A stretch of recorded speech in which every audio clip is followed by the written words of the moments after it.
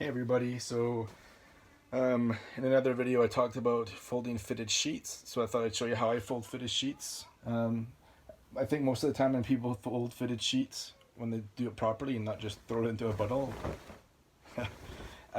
it's pretty much the same, maybe just a couple of tweaks here and there. So first thing I do is I make sure that the sheet is inside out, so I don't know if you can see this here, the seam is on the inside. So I make sure it's inside out, and then I grab two of opposite corners, the lengthwise.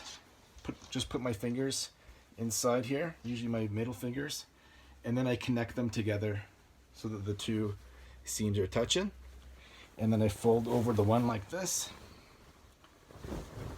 and then I come over to the other end and I grab the other ones.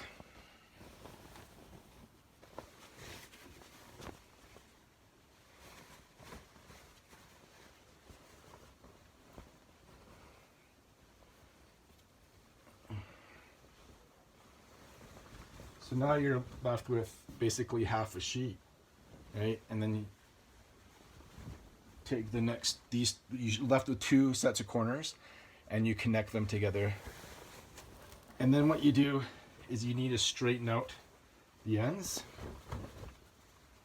When you're folding sheets, you want to try and make sure that your seams are as flat as possible, because if you're not folding them properly and you end up folding them outside of the seams, you could end up creating artificial seams that will end up getting worn out more easily and more quickly. Same thing on shirts if you don't fold them properly.